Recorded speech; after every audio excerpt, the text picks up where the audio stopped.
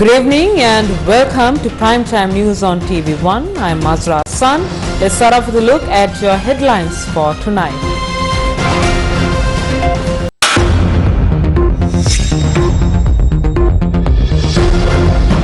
Fuel price hike affects people.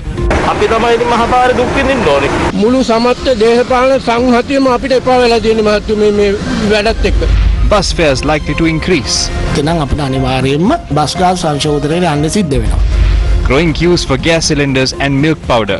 මේක ජාතික ප්‍රතිපත්තියක් නැති එකේ ප්‍රශ්නේ නෙමේ. ඩොලර් නැහැ කියමුකෝ. දැන් මේ අදද ඩොලර් නැතුනේ කියන්නේ. India to begin solar power plant project in Sri Lanka. Finance Minister to visit India next week. Former president outlines reasons for Sri Lanka's plight. රජයේ පාර්ශව තුලින් සාකච්ඡාව සංවාදය සම්මන්ත්‍රණය මේවා රජයේ පැත්තෙන් සිද්ධ වෙන්නේ නැහැ. Massive protest in Bibila to protect land.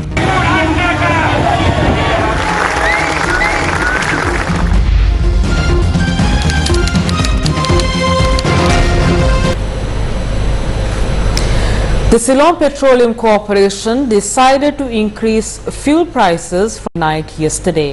The price revision was announced while Lanka IOC has already increased fuel prices thrice in 5 weeks. The decision to increase fuel prices has affected several sectors in the country. The Ceylon Petroleum Corporation has increased the cost of Octane 92 petrol by 77 rupees. Octane 92 petrol is now being sold at 254 rupees. The previous rate was 177 rupees. The cost of Octane 95 petrol has been increased by 76 rupees to 283 rupees. The cost of auto diesel has been increased by 55 rupees from the previous rate of 121 rupees. The new cost is 176 rupees. The cost of a litre of super diesel has gone up by 95 rupees from 159 rupees up to 254 rupees.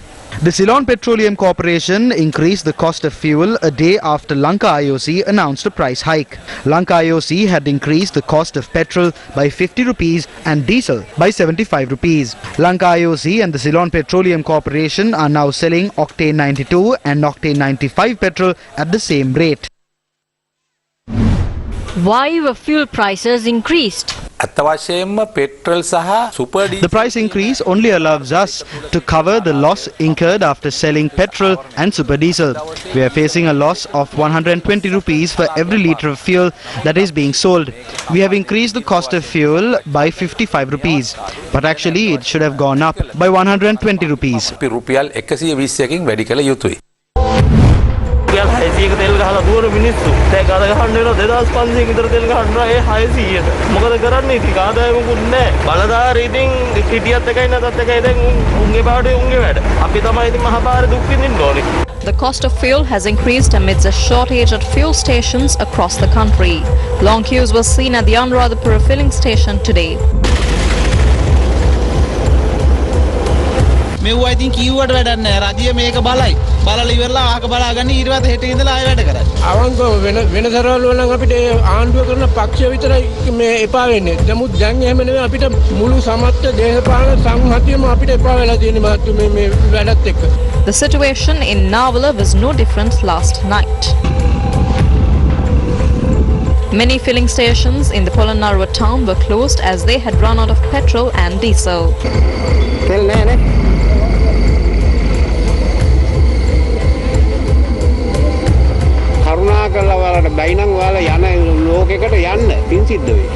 Sipetco run fuel stations in Mavanala had limited petrol sales.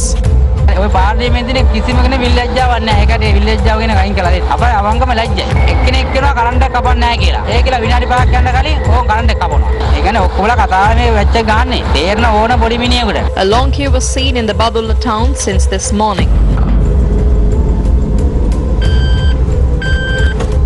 Many filling stations in Babbegama had run out of fuel this morning.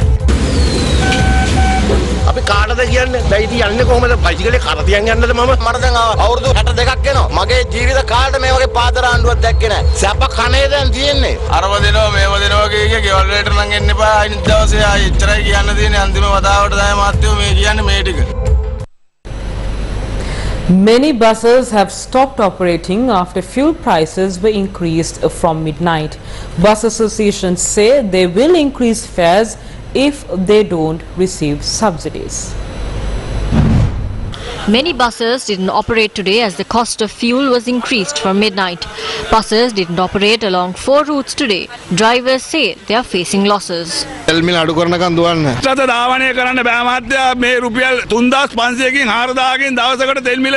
decision of bus owners has affected passengers and left them stranded.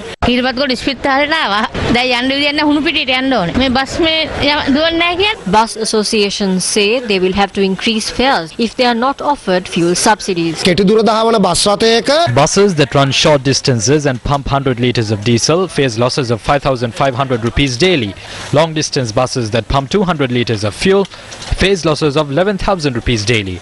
We can't operate buses.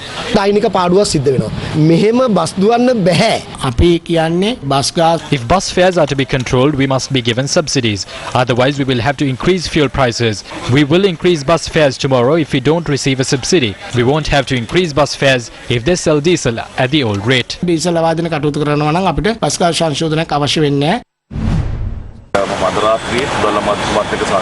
I will discuss with the finance minister tonight on whether we can provide fuel subsidies without increasing bus fares and how practical that would be. We will first try to provide relief without increasing fares. If that fails, only then we will have to increase fares slightly.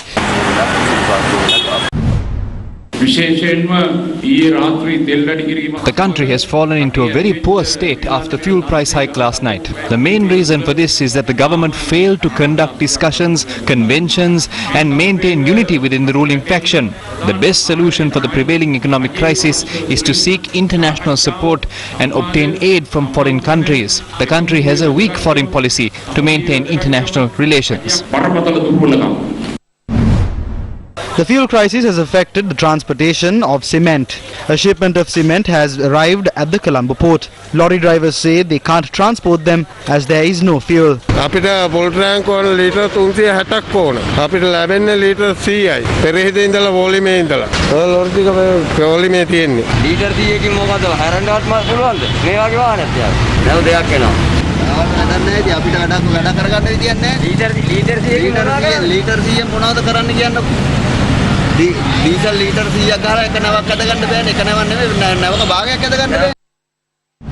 A shortage of gas cylinders has also affected the people.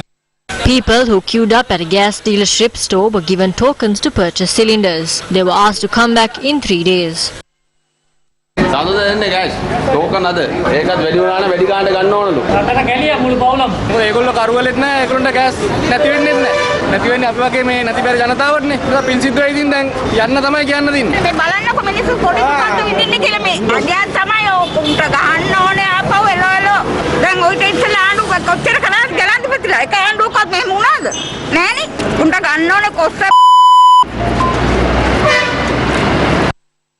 Many people had gathered at a gas dealership store along the Kaduwela Malabe road.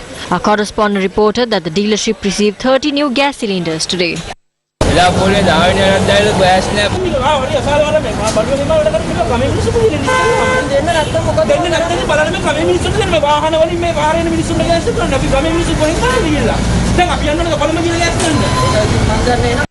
A long queue was seen at a gas dealership store in Kandy.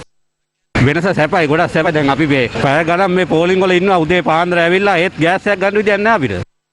little gas dealership store in Anuradhapura had received a new batch of cylinders, but it wasn't enough for those who were in queues. Our correspondent reported that people had queued up since this morning.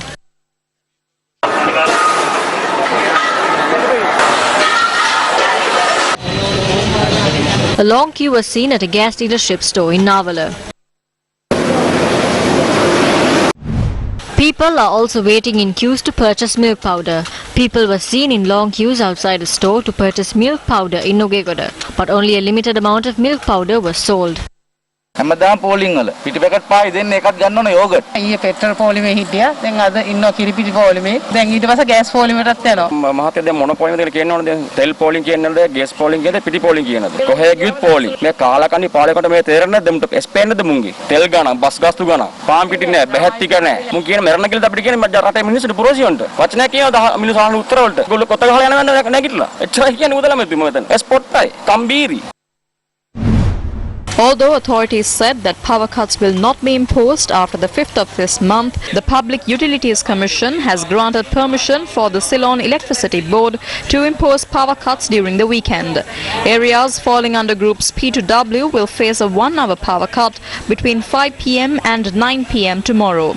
Areas belonging to groups A to L will face a power cut for 2 hours between 9 a.m. to 5 p.m. and a power cut for 1 hour and 15 minutes between 5 p.m. and 10 p.m. Sri Lanka and India have signed an agreement to form a joint venture named Trincomalee Power Company Limited to build a solar power plant in Sampur. The agreement was signed between India's state-run NTPC Limited and the Ceylon Electricity Board, who would be shareholders in the joint venture. The Indian High Commission said the project is an important step in India's process of investing in Sri Lanka, as agreed during Finance Minister Basil Rajapaksa's visit to India last year. India had offered Sri Lanka $100 million line of credit for the development of solar power projects. But the Minister of Power, Pavitra Vanyarachi, has said that approval will be sought for the Sampur solar power plant project only next week. The governments of India and Sri Lanka have jointly formed a company to acquire the land to build the Sampur power plant. This company will also acquire land around to build power plants that can generate 900 megawatts of electricity. We have prepared a tender document for that. Based on the President's instructions, I will table a cabinet paper this week. This is a small legal obstacle for renewable energy. A tender process is needed. How can we do that when the solar power project is to be carried out on our land? After resolving the legal impediment, we will submit an amendment to the bill to the Parliament. We will try to generate at least about 1,000 megawatts of electricity through those projects.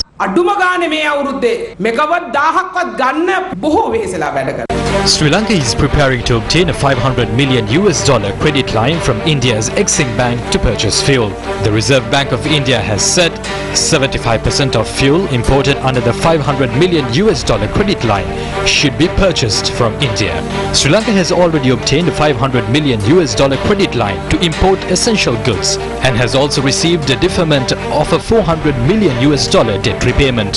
Sri Lanka is also holding talks with India for a $1 billion loan to purchase medicines and essential goods. Finance Minister Basil Rajapaksa is to visit India next week to follow up on the process of obtaining the loan. It has been reported that India has put forward tough conditions to offer Sri Lanka this loan. This includes a roadmap on Sri Lanka's plan to overcome the economic crisis, maritime security agreements, particularly around the Trincomalee harbour, a solar power plant in Sampur and Delft Islands, and the reopening of the Palali airport for commercial operations. Valuable lands in Sampur have been allocated for an energy project involving India. Most tanks in the Trincomalee oil tank farm are now run under an Indian joint venture. The terminal of the Colombo port has been given to India's Adani Group, and the development of the Palali airport has been given to India. China is also exerting economic pressure on Sri Lanka. The majority stake of the south terminal of the Colombo port belongs to China. A special bill was passed in Parliament on the management of the port city, which involves heavy Chinese investment. China holds a majority stake in the Hambantota port as well. The US is a major player in the world's geopolitics, but while disregarding public opposition, an agreement was signed discreetly with US-based New Fortress Energy to give them a 40% stake of the Yugodanavi power plant along with a contract to supply LNG. Who is gaining control of Sri Lanka's strategic assets as the country grapples with an economic crisis? Comments of this man who was in a queue for gas cylinders in Anuradhapura echoed the sentiments of people who have been battered by several problems.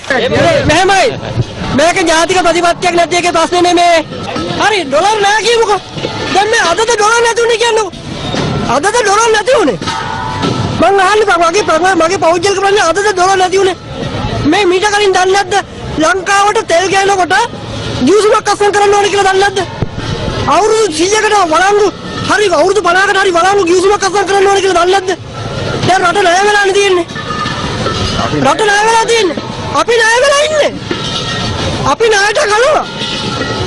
රුගන්නාව සෝමාලියාව අප්‍රිකාවේ වගේ වෙලා තියෙන්නේ දැන් අපිට. හෙට අනිද්දා යලෙලමක් නැති නේ මේ අහිංසක මිනිස්සුන්ට. හැබැයි දැන් මොකද වෙලා තියෙන්නේ? දැන් මුදල් ඇමති කියනවා අනේ ඉතින් මොකද කරන්නේ? කරන්න දෙයක් නැහැලු. යකෝ මොකටද ඉන්නේ?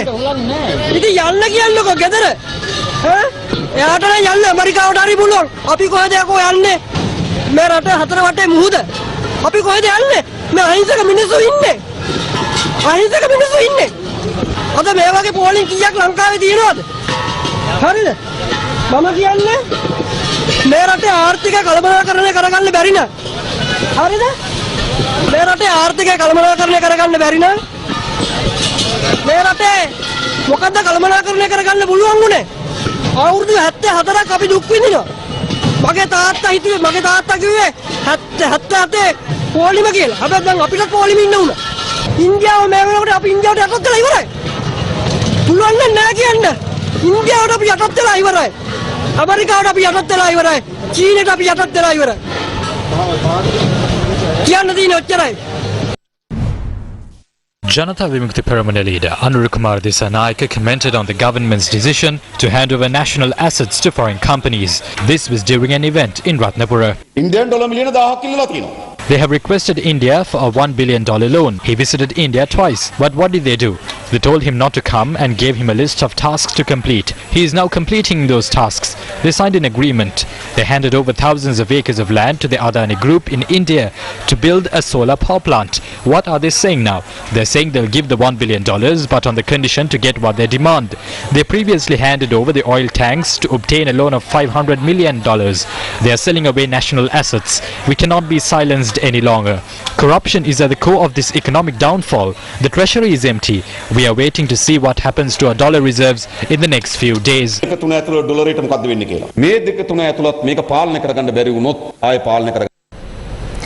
annual St. Anthony's Festival in the Kachativu Islands, located in the Sea of Sri Lanka, was held today.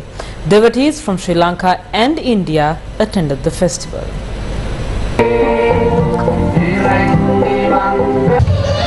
This year's St. Anthony's Festival in Kachativu got underway by giving precedence to customary rituals. A group of Catholic priests from India, including Bishop Devasayagam from the Diocese of Ramanathapuram, attended the Mass. The Sri Lanka Navy provided its support in ensuring that all facilities are made available for devotees. A controversy had arisen over the St. Anthony's Festival in the last few months after Sri Lankan authorities decided to bar Indian devotees. However, Sri Lankan authorities reversed this decision under pressure from India. As festivals are celebrated at the Kachativu Island in the Sea of Sri Lanka, Dr. Subramaniam Swamy, a senior leader of India's ruling Bharatiya Janata Party, has made certain remarks that can potentially impact regional peace.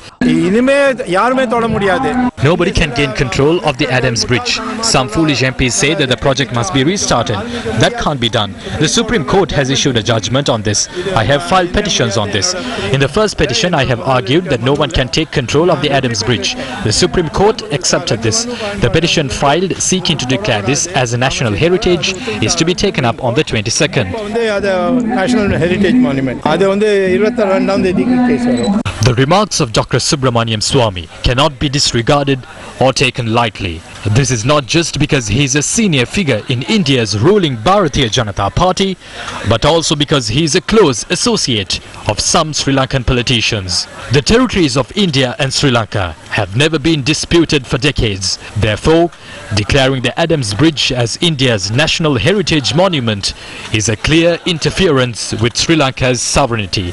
This proposal has emerged amid Sri Lanka's economic crisis that has forced the country to seek loans from foreign nations. It goes without saying that the country is already grappling with issues in importing essential goods including fuel and medicines. Why are Sri Lanka's leaders afraid of opposing statements that infringe on the country's territorial sovereignty?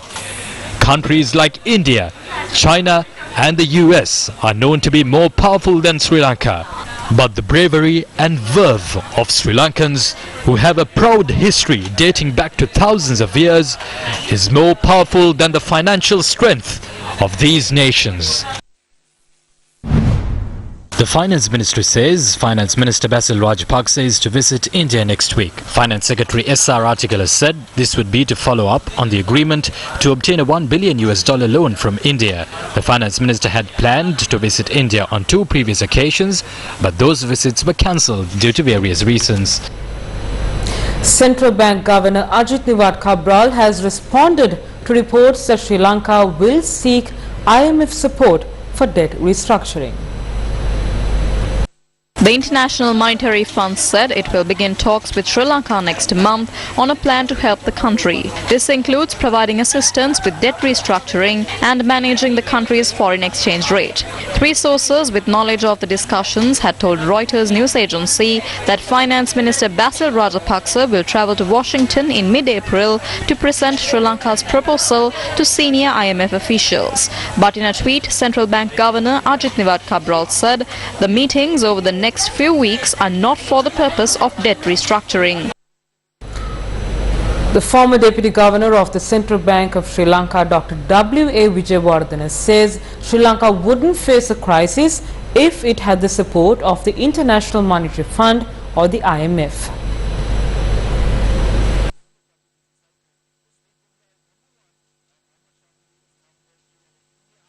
When the free floating was done, immediately, like today, the exchange rate increased from around 82 rupees per US dollar to 98 rupees per US. But the IMF immediately issued a statement saying that the decision to float the currency was a correct decision and IMF would stand by with Sri Lanka. It actually helped Sri Lanka to build confidence among the people who are to invest in Sri Lanka. Even the exporters who it had been recommended to government from around December 2019, we would have avoided this.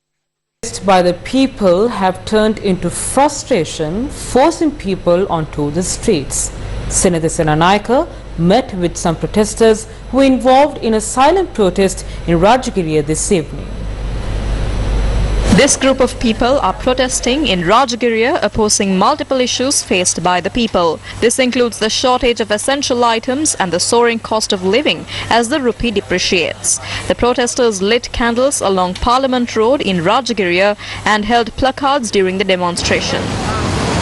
As you know, for the past few days, a group of people have gathered here near the Rajagiriya flyover to engage in a vigil, citing several inconveniences caused to the Sri Lankan public because of the poor economic condition of the country. Now tonight, Colombo is facing a certain unfavorable weather condition. Now despite that, these people are engaged in this vigil today as well. Now they are citing several weaknesses in the economy. Let's talk to one of them and to get their ideas. Miss, tell me, what made you come take matters to the streets today? It's what I believe in. There is no point in us complaining at home when we can do something. We are just all private citizens, no political affiliations. We are here to fight for our country. And it is time that we have competent people running the country. It is like any company. If you are not going to run a company well, then you have to go out. So I think that should be the message.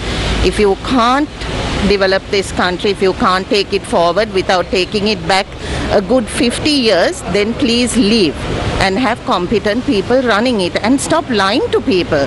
That's why I'm here as a private citizen. අද තෙල් නෑ, gas නෑ, කිරිපිටි නෑ, දරුවෝ බඩගින්නේ, රට විනාසයි. අපේ දරුවන්ට අනාගතයක් නෑ. අද අපේ රට ගැන හිතනකොට අපට අද හරි දුකයි, වේදනාවයි. The Uvavilasa Human Rights Protection Front held a protest at the Bibila town in Monoragala today.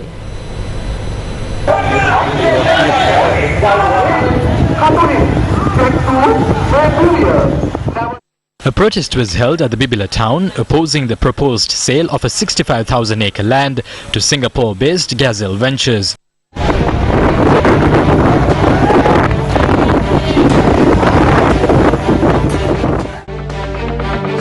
Religious leaders, including the Maha Sangha, participated in the protest march that began at the Bibila town.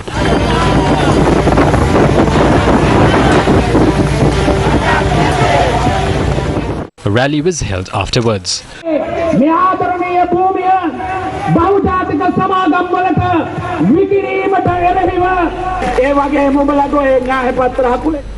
A new bridge connecting Mathura and the Pigeon Island was declared open today.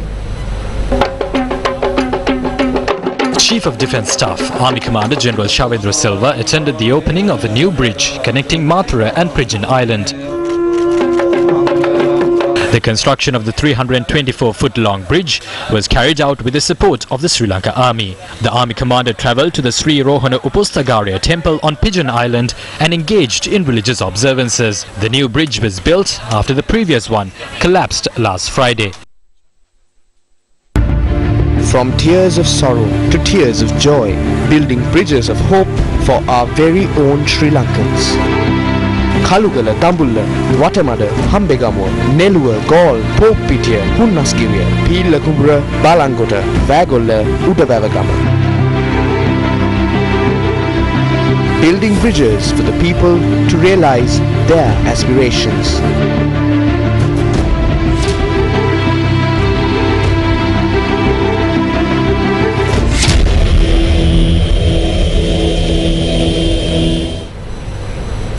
More news after this short commercial break. Stay with Newsfirst.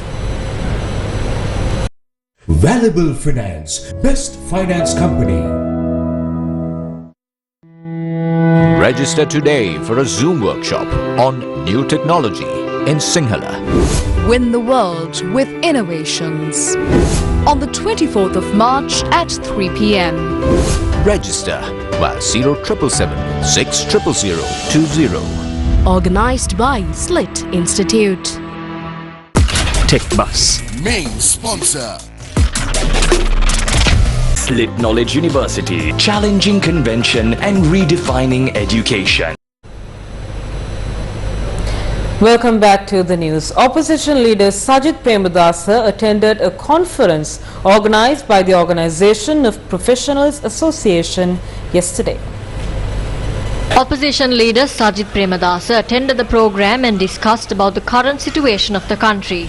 If we make certain transformational changes in the way we govern, how the decisions that are formulated have to be implemented in a time-targeted manner, all these problems are interrelated. So the whole macroeconomic picture, paints a very sorry state of affairs. I think first and foremost, the way economic policy is decided has to change. I don't think that the government knows where they're heading. There is no underpinning principles. They're just taking things very, very easy, assuming that tourism will save the day for them. We are now suffering the perils and consequences of foolish decisions. I think the finance minister is heading one way, the governor is heading one way, there's internecine conflict. The whole issue of family bandism has creeped into governmental decision making. So I think there is what you may call big policy gap. There's a policy gap. The government is stuck for policy. The newly formed Doctors Association of Sri Lanka was launched today. The event was held at the BMICH in Colombo. Doctors Association of Sri Lanka aims to unite the medical fraternity professionally and ethically in order to deliver the best healthcare services in the region. I believe a trade union is also responsible to ensure maintenance of health and safety standards across the health system in this country and to guide the society only with the evidence-based scientific health messages. Thus, the Doctors Association of Sri Lanka, the DASL, has been formed to achieve these objectives efficiently and effectively in a fair and consistent manner. We independent organizations, the DASL, will not align to any political streams and we will maintain its unbiased identity. The official website for the DASL was also launched during the event.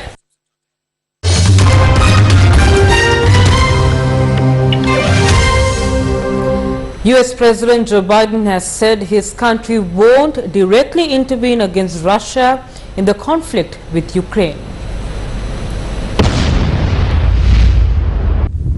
Ukraine says Russian attacks have prevented people from escaping the southern port city of Mariupol again. Authorities say more than 1,500 people have been killed in Mariupol and those who are left facing freezing temperatures. The scale of destruction in Mariupol is massive and Ukraine has called for more support from foreign nations. But yesterday, US President Joe Biden said his country won't directly intervene against Russia. We will make sure Ukraine has weapons to defend against an invading Russian force. We will send money and food and aid to save the Ukrainian people. And I will welcome Ukrainian refugees. We will not fight a war against Russia in Ukraine. Direct confrontation between NATO and Russia is World War III, something we must strive to prevent. At the UN Security Council, Russia has accused the US of preparing biological weapons in Ukraine. There was a network consisting of at least 30 biological laboratories in which very dangerous biological experiments were being conducted aimed at strengthening the pathogenic qualities of the plague, anthrax, cholera and other lethal diseases. But the US has dismissed those claims. There are no Ukrainian biological weapons laboratories supported by the United States, not near Russia's border or anywhere. Ukraine's President Volodymyr Zelensky has accused Russia of kidnapping the mayor of the city of Melitopol.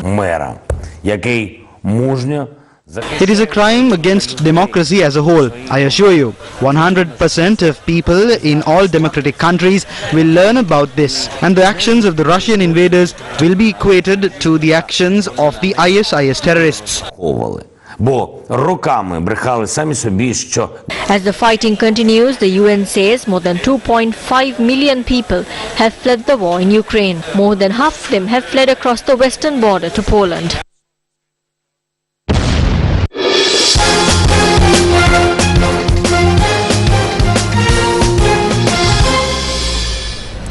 Sri Lanka ended day one of the second and final test match against India on 86 runs for the loss of 6 wickets. It's Sri Lanka's first test in South India in more than 15 years. This edition of Primetime News for the Newsfirst team, I am Azra Hassan with our sign language interpreter for tonight, Taraka Gabriel. Take care and good night.